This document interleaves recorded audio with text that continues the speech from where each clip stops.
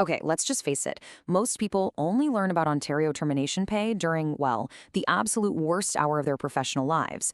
You know the drill. A sudden, brutal 11-minute meeting, a letter shoved across the desk with Friday's date on it, and a security pass that literally just stops working.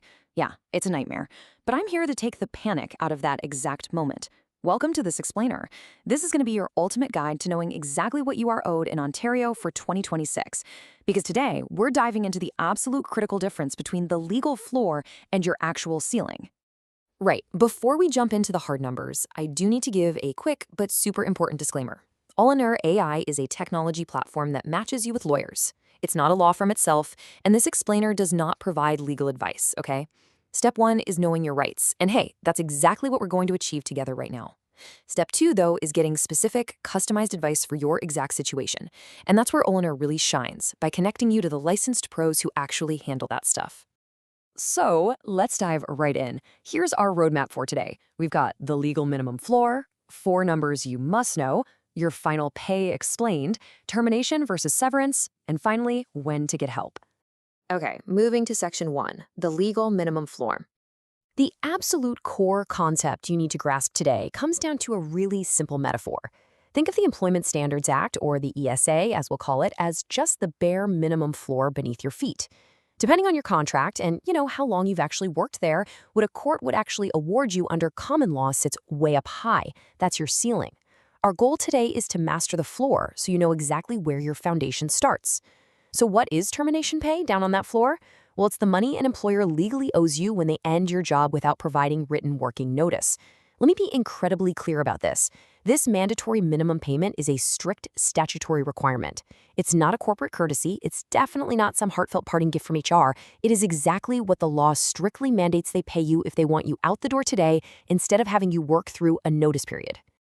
All right, Section 2, 4 numbers you must know. The whole Ontario termination pay system can seem like this giant, confusing maze of legalese. But honestly, it really all boils down to a super simple framework. There are literally just 4 magic numbers. Memorize these, and you can assess almost any termination situation in minutes. Okay, so the first number is 3. This stands for the 3-month probation rule.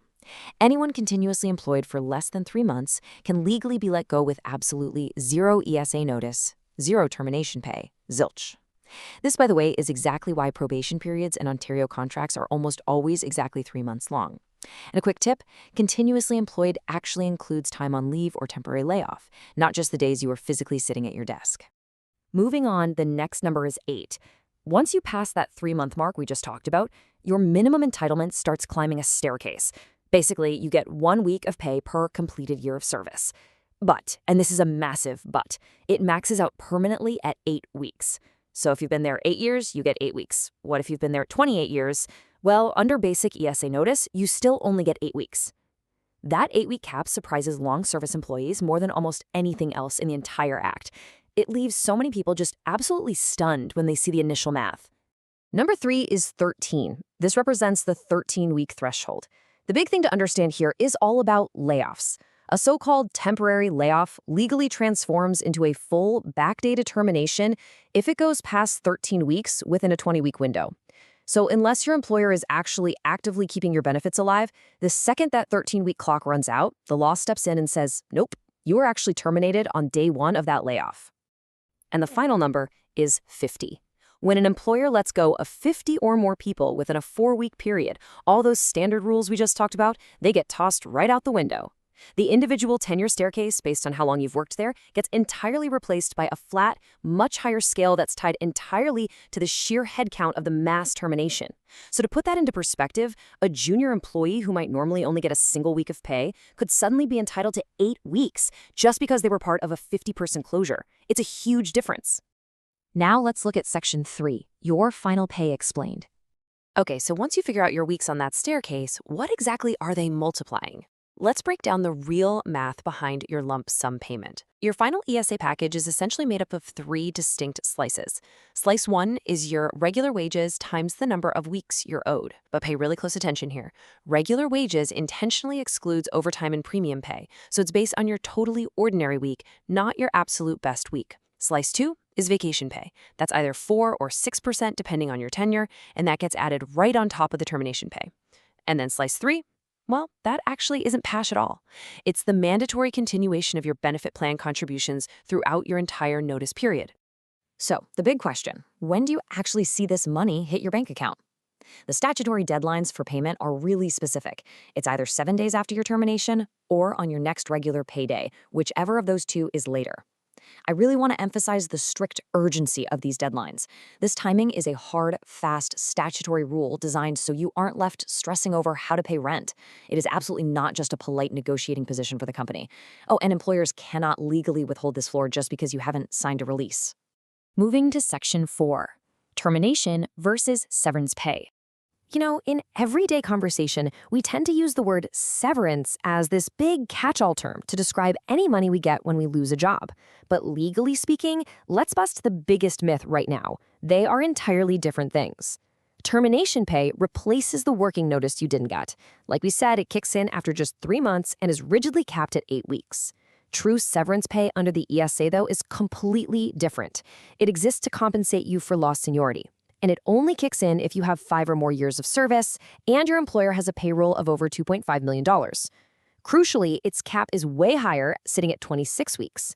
So remember, these are 2 entirely different legal checks, and if you meet the criteria, you get both. And I think this brilliantly illustrates a great quote from Olenor contributor Rohan Whitfield. He says the staircase is where the math begins, not where it ends. Think back to that building metaphor we used earlier. The ESA termination pay and the ESA severance pay, those are just the floor. Common law reasonable notice is a whole separate layer that can drastically multiply your total payout. For long-term employees, those statutory rules are literally just layer 1 of 3. Let's wrap up with Section 5, when to get help. We've gone over the strict statutory math, right? But how do you actually know when you need to fight for more? When does it make sense to look far beyond those ESA minimums? Well, you should absolutely 100% consult a lawyer if your employer's offer equals the bare ESA minimum, but they try to attach a release form with a super short, aggressive signing deadline. You also really need help if you have more than 5 years of service or if you are over 50 years old. Why? Because common law entitlements for those profiles are likely massive. Also, if you were laid off but your contract doesn't explicitly allow layoffs, that could actually be constructive dismissal. And finally, if your termination letter alleges cause or misconduct, get help immediately. A simple 20-minute review in any of these scenarios can frequently result in months, literally months of extra pay. But look, here's the reality of the situation. The week after you lose your job is pretty much the worst possible time to start blindly cold calling law offices. It's exhausting. That's exactly where Olenor steps in to solve the problem. They've built an incredibly easy, totally pressure-free matching process. Step 1, you just tell the platform your situation. Step 2, they instantly match you with a verified Ontario employment lawyer totally for free. And step 3, you get your package reviewed by that professional before you sign a single thing. It's basically a lifeline designed to take all that heavy weight right off your shoulders. And that brings us to our final thought for today. The next time you, or maybe someone you know, faces that dreaded 11-minute meeting, I really want you to step back, look at the numbers, and ask yourself one simple question. Are you settling for the floor, or should you be aiming for the ceiling? Please don't leave money on the table just because an exit letter looks official. Know your rights, investigate your true legal entitlements, and protect your future. Thanks so much for joining me on this explainer, and keep learning.